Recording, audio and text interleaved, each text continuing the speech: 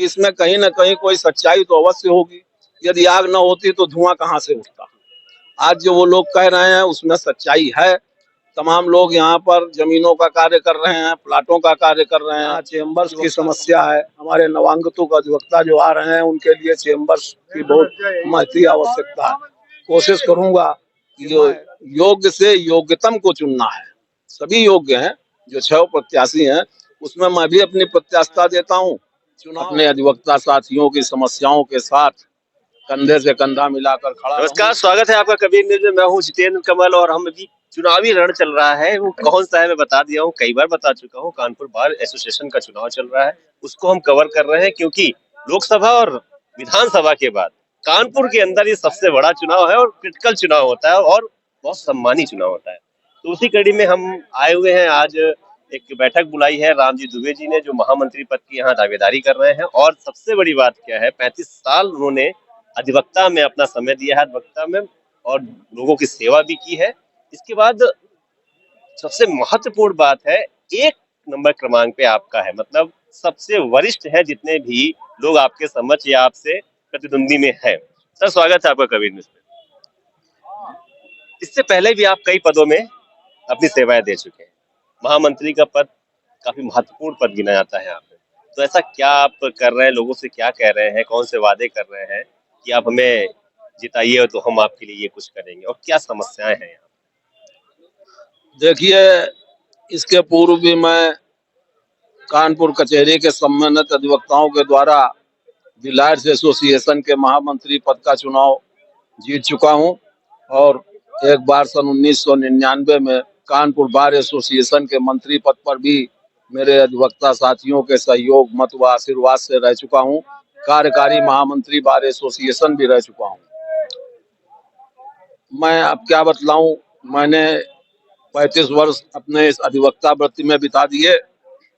हमेशा से एक भावना अपने मन में रही है कि मैं अपने जीवन में मजलूमों के लिए, वंचितों के लिए, शोषितों के लिए कार्य करता रहूं।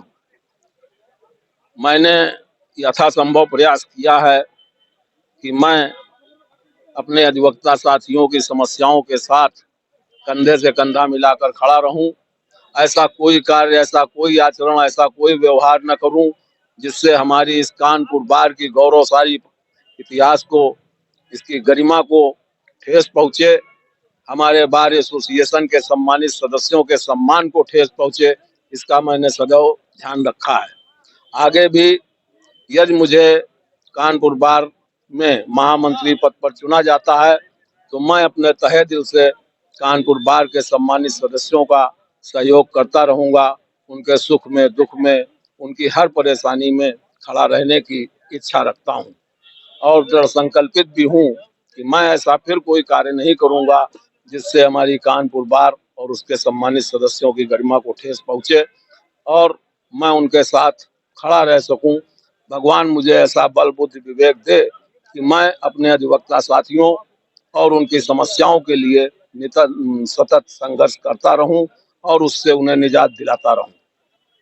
राम जी, सबसे बड़ी समस्या है क्या? आप जैसे मान लीजिए चुन के जाते हैं तो पहला प्रेफरेंसेस किस पे रखेंगे कि ये समस्या है मेरे साथियों की, मैं इसको त्वरित दूर करूं? देखिए, समस्याएं तो अनंत है और समस्याओं का अंत कभी हो नहीं सकता। मानव जीवन में समस्याएं ना हो तो आदमी जीना छोड़ दे। समस्याएं तो आती रहेंगी। समस्याओं के निराकरण के लिए हमसे पूर्व भी तमाम पदाधिकारियों ने बहुत समय समय पर संघर्ष किया है और मैं भी उन समस्याओं से संघर्ष करता रहूंगा। मेरे अधिवक्ता साथियों, एक तो हमारे बार और बेंच के बीच में अक्सर झगड़े हो जाते हैं और समन्वय स्थापित नहीं हो पाता है, गलतफहमियां हो जाती हैं जिससे तमाम अधिवक्ता कार्य प्रभावित होते हैं। कानपुर बार के अधिवक्ता समाज की व्यक्ति में व्यवधान उत्पन्न होते हैं। तो ये प्रयास करूंगा कि कानपुर बार और बेंच के बीच में किसी प्रकार का कोई रुकावट, कोई बाधा न उत्पन्न हो। यहाँ चेम्बर्स की समस्या है। हमारे नवांगतुक अधिवक्ता जो आ रहे हैं उनके लिए चेम्बर्स की बहुत महती आवश्यकता है। कोशिश करूंगा कि मैं उनके लिए बैठने और वकालत का कार्य करने के लिए स्थान उपलब्ध करा सकूं। मैंने अभी कुछ दिन पूर्व दैनिक जागरण के द्वारा पूछा गया क्या करेंगे, तो एक हमारे अधिवक्ता समाज के लिए रहने की भी बड़ी समस्या है और इसके लिए प्रयास करूंगा कि जिस तरीके से पत्रकारों के लिए पत्रकार पुरम बसाया गया, इसी तरीके से हमारे अधिवक्ताओं के लिए एक अधिवक्ता पुरम की योजना सरकार लावे और वो हमारे अधिवक्ताओं को उचित मूल्यों पर आवंटित करे, जिससे उनकी ये समस्या दूर हो सके। जो हमारे अधिवक्ता निधि है, जो कल्याण निधि है, जिसको 5 लाख किया गया, 30 वर्ष के अंशदान के बाद यदि किसी अधिवक्ता को 5 लाख रुपए मिलता है तो वो वर्तमान समय में बहुत ही कम है और वो असुरक्षित है। तो महिलाओं की भी तमाम समस्याएं हैं, उनके लिए भी चैम्बर है और बैठने की व्यवस्था है, इसको भी देखूंगा और कल्याण निधि को बढ़ाने के लिए 5 से 10 लाख या 15 लाख हो जाए, इसके लिए प्रयास करूंगा। अभी और लोगों से भी बात हो रही थी, तो एक उन्होंने एक बड़ा टिपिकल सा वर्ड यूज कर लिया कि इस बार जो लड़ाई है अधिवक्ताओं के सम्मान वर्सेस भूमाफियाओं के बीच की लड़ाई है। इससे आप कितना इत्तेफाक रखते हैं कि वाकई ये टर्म्स यूज जो किया गया, क्या ये सही है? देखिए, ओवरऑल जो हमारे साथ इस पद पर महामंत्री पद के लिए प्रतिस्पर्धा कर रहे हैं वो सभी एडवोकेट तो हैं ही, वो वकालत करके आए हैं, डिग्री प्राप्त करके आए। मैं उनके लिए क्या कहूँ, अधिवक्ता समाज स्वयं इस बात का निर्णय करेगा कि उसे अधिवक्ता चुनना है या अधिवक्ता की आड़ में दूसरे अन्य कोई व्यवसाय कर रहे अधिवक्ताओं को चुनना है।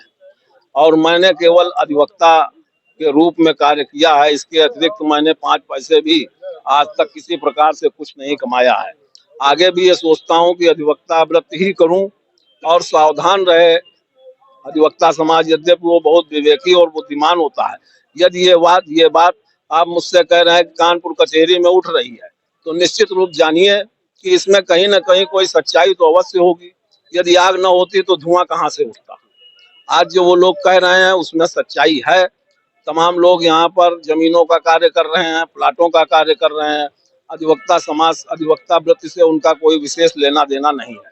अभी अभी मंच के माध्यम से हमारे कई साथियों ने ये शंकाएं व्यक्त की और कहा भी। तो निर्णय वो सभी योग्य हैं, मैं उनके विषय में ये नहीं कहता कि वो गुंडे हैं, बदमाश हैं या क्या है क्या नहीं है, तो सब कहना अछूछी बात ठीक नहीं है। लेकिन निर्णय अधिवक्ता साथियों को ही करना है कि योग्य से योग्यतम को चुनना है। सभी योग्य हैं, जो 6 प्रत्याशी हैं उसमें मैं भी अपनी प्रत्याशिता देता हूँ। चुनाव हमारे अधिवक्ता साथियों को करना है, योग्य से योग्यतम को चुनना है और मैंने भी अपनी प्रत्याशिता उसमें दी है। निर्णय उन्हें करना है कि उन्हें क्या चाहिए और वो उस बात का फैसला करें। आपको बहुत बहुत शुभकामनाएं हमारी तरफ से और आप आगे चुनाव लड़े और जीते। शुभकामनाएं हम देते हैं आपको और आपके चैनल को, पत्रकार जगत को, सबको मेरी शुभकामनाएं और सबका धन्यवाद। बहुत शुक्रिया आपसे बात। Thank you. खड़ा रहूं